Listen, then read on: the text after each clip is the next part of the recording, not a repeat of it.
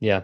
Is there any examples you could give? And again, these are just general examples, and because I feel like from my personal experience, going from recognizing guilt to shame, it's like it can happen in a flash of in the pan, right? That Yes. it can happen so quickly, and I've noticed this in my own experiences as a parent.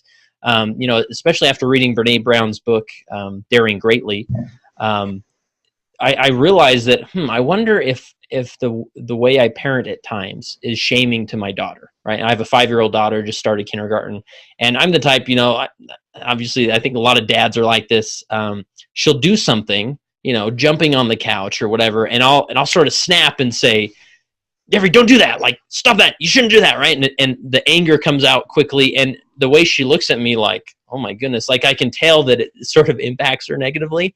And so I've tried to take a moment and breathe first and say, Jeffrey, I see that you're trying to play there, and what's happening is you're probably going to hurt the couch, or we don't want to treat the couch that way, or we just want to know when we play like that on the playground, but maybe not in our living room type thing, right?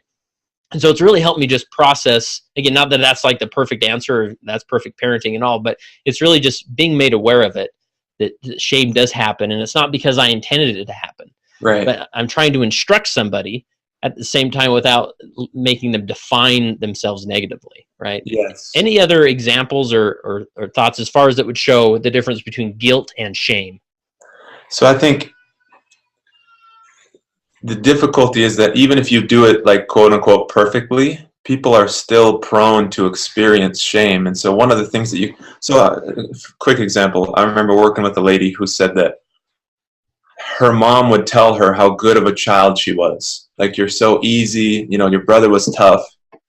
He has a lot of energy, but you're just so easy and you listen to everything, like you're great. So she internalized that and said, I've got to be perfect now. Like, I can't make a mistake. I can't let mom down. And there's no way the mom could have predicted that. And that was not, of course, the intent of that at all.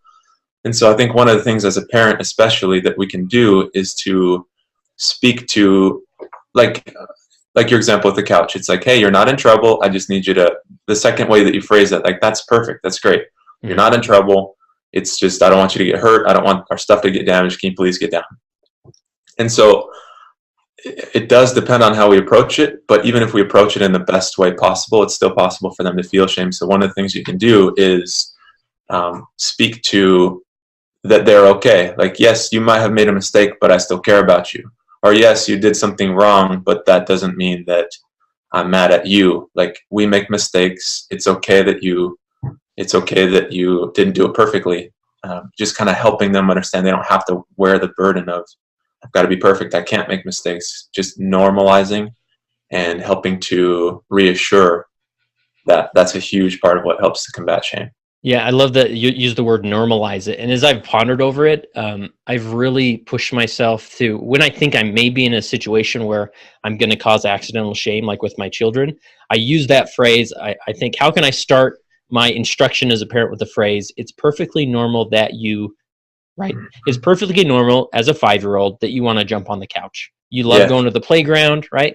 Or in their teen years, it's perfectly normal that you suddenly have discovered some of these sexual feelings, that it's perfectly normal for you to be drawn towards pornography, right? All that. Yeah, and so just starting it with that phrase, I found, again, this is just not that I read this anywhere, but just from my personal experience, that's really helped me sort of step back and first normalize the situation and say, you're not bad for feeling this way or having that desire of jumping on the couch or viewing pornography or having this desire of that you do want to masturbate or whatever it is. That's perfectly normal. But let's talk about why we may want to avoid that and the reasons behind that, right?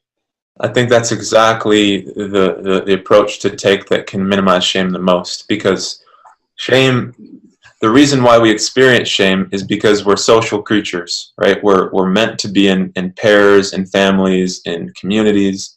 And so if there's something about me that's inherently broken or flawed, and I'm supposed to be connected with somebody else, the fear is, because there's something wrong with me, I'm not going to fit in. I'm not going to be a part of the group. And so for you to normalize, hey, I get that this is why you're doing that, it takes away the fear of there's something wrong with me. And so if it's like, oh, this is normal, this is what everybody does, this is what everybody feels, then I don't have to worry about being separated from the group. Because again, our brain goes to this like fight or flight place if this connection with somebody else or with a group is threatened. And so by normalizing, it takes all that away, because then it tells me there isn't anything wrong with me. This is everybody's experience.